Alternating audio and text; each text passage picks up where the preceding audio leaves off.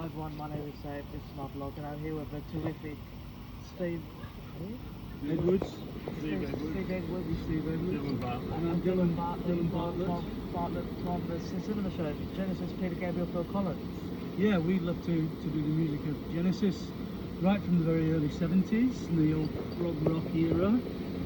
Weird time signatures and weird chords and all that sort of costumes, right the way through to when Phil Collins became the lead singer, mid-70s and then 80s and 90s as well. We do everything. Wonderful. Yeah, well, that summed it up perfectly. It's a challenging genre of music to take on and play, especially 70s music. It's all very complex and difficult time signatures, and we all have to concentrate a lot. You might see us staring at our feet a bit, but we're counting and concentrating. So. How did the band come together? That's a really good one, a good question, and it's a great experience for us because in 2017, Steve Hackett, who was the original guitarist in Genesis, well after Phillips left, was playing at the Enmore Theatre in Sydney in November 2017. We were all at the gig, and there was a man standing outside in the foyer with a big sheet of paper saying, does anybody want to start a Genesis tribute show? And I went up and spoke to him, Steve did, Nick, who's our keyboard player, went up and spoke to him, and that's how we got together. So we actually saw one of the members of Genesis performing live. This bloke was, brave enough to stand there with a sign saying, does anybody want to do this? And a few of us said, yeah, bugger it, let's give it a go. We thought we'd have a crack. Why not? Yeah. Yeah, He's a bit shy. He's a bit retired. That's why he's not the lead singer. Yeah, exactly. Well, yeah, that's how we started. It took a lot of rehearsals. It took a fair while to find our bass player, find someone that wanted to play. It took like months and months. It took us 7 months to find a bass player. And then, if that's correct. And then we had to have a line-up change because there was personality differences with the man whose idea was the band, and he's a talented player, but he just wasn't. Sometimes things don't just mesh with people and the playing style, experience, all of that sort of thing. And we didn't find James until just before COVID started, or during COVID, wasn't it? Yeah, it was during COVID. And that means that next year, we'll have been at this for 10 years, it'll be our 10th year next year. So I don't know what plans, he usually organises all the gigs, but we're going to have to do something special, I think, just to celebrate, the fact that we've been musical brothers and the band for almost 10 years together, doing this, and ups and downs, like all relationships, but we all love this music, we love doing it, we love complexity in music, rather than doing it. We love AC/DC and we love Barnsley and God bless them and all that sort of stuff, but we like to do the more complex stuff, the time signatures, the chords, the 24-minute songs, and all that sort of stuff. We just love that, so we do it because we love it. Awesome. Yeah, and it's a challenge to play it. I played in different cover bands in my early life. I played music full time, but it was top quality, popular music. And a lot of it rock, and it was great, and I still get together with my old band once a year and we do something unlocked, but this is very challenging. It's a lot of work, to promote. It's niche. It's a niche market. It's not like Genesis had Invisible Touch, was a very big album, and then all Phil Collins stuff, couldn't escape it everywhere in the 80s and 90s. But these days, it's a smaller market than say Fleetwood Mac market, or those sorts of bands that play that sort of stuff. So we're offering something different, but we're finding our audience slowly. We haven't found 600 people at the bridge yet, have we? Not quite, but we'd like to. You can't actually fit 600 people at the bridge. No, you can't. So we're having a great time, we love doing it, it's a labour of love, and what we really love especially is when people come to the show and they love this music and you can see their reaction and they come and speak to us in the middle of the show and after the show, and it's like they're reliving something that to them was very special and it was an important part of their, their youth. And Yeah. so we're reliving ours and we're helping them relive theirs, I think. Yeah. How do you navigate creative differences when working with other artists? Well, I think we're lucky, really. We don't have that many creative differences. The nice thing about it is we all love this band, and we love the solo work of Peter Gabriel and Phil Collins as well.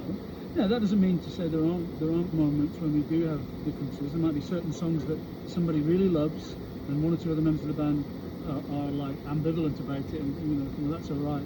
They might not want to do it, and some songs people really don't want to do. I think we manage that by just being sort of pretty democratic. We have a go at them, and we have often tried songs that, maybe we don't like ourselves, but we see how it goes and see how it goes live and see if people like it. And plus, we didn't write any. Yeah. We're comfortable, so Yeah. there's not much in the way of creative. When Steve wears check pants on stage, we can, we'll roll our eyes. That's about as bad as it gets, really. I don't like my plaid too. Flared pants. Going back to the 70s. Have you ever made a mistake on stage? What happened?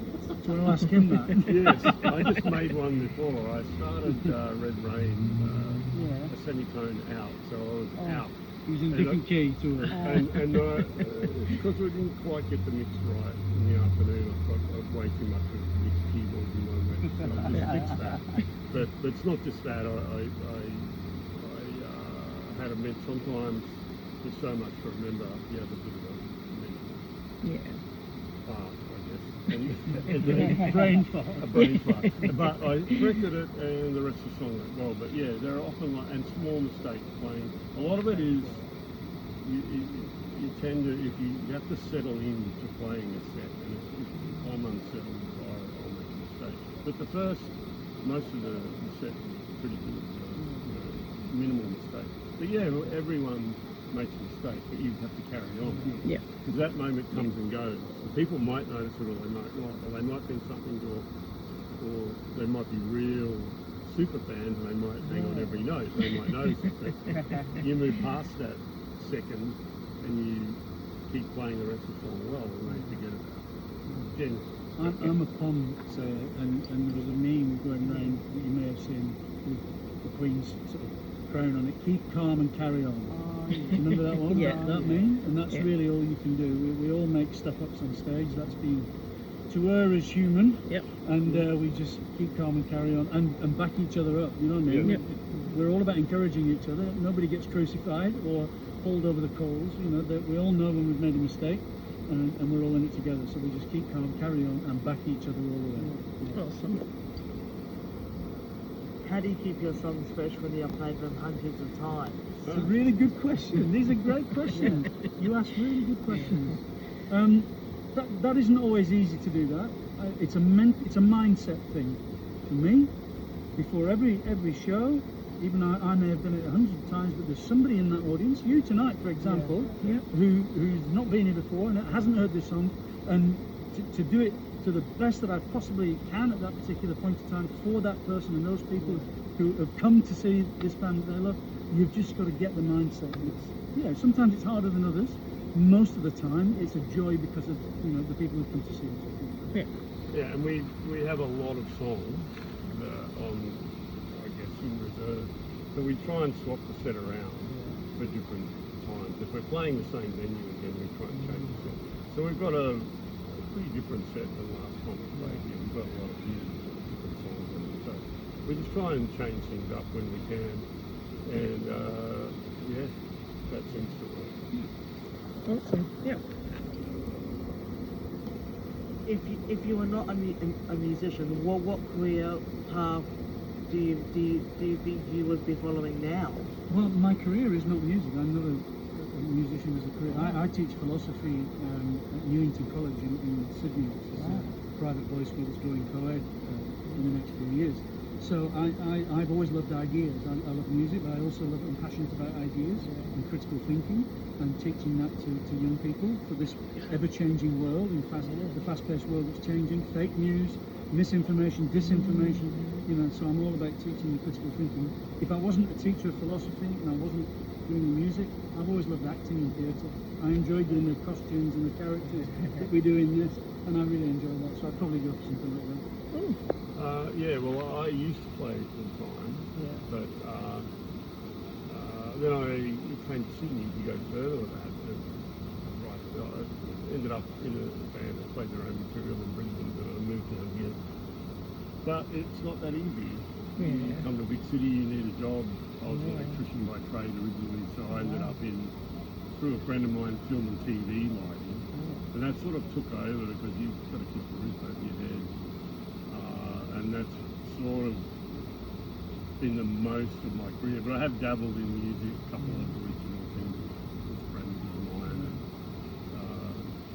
actors and so forth, to write songs and whatever, and recording. But mostly, my days are full of film and TV sets. So, working on Farmer sets. wants a wife. Well, that's one job. He moans about that. He whinges about that. I don't moan about it. I Well, you mean, know it what I pays mean. well, but it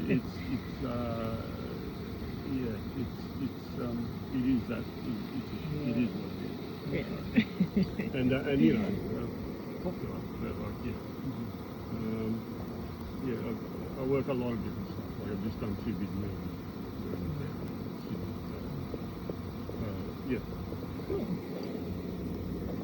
Thank you so much, Dylan and Steve.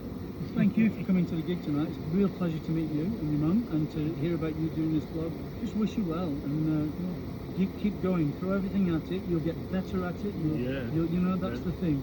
Just persist and keep going. And we'd love to see you any time that we're playing here in Sydney or wherever. It's a pleasure to meet you and your mum tonight. Thanks for coming to see us. Thank you. Thanks very much for coming and taking the time to have a chat with us. And I hope your blog goes well, and I might see you on a TV show sometime. Maybe. Are you a reward presenter? Are you a reward presenter? Maybe. Thank you so much. Thank you so much. No worries. Thank you.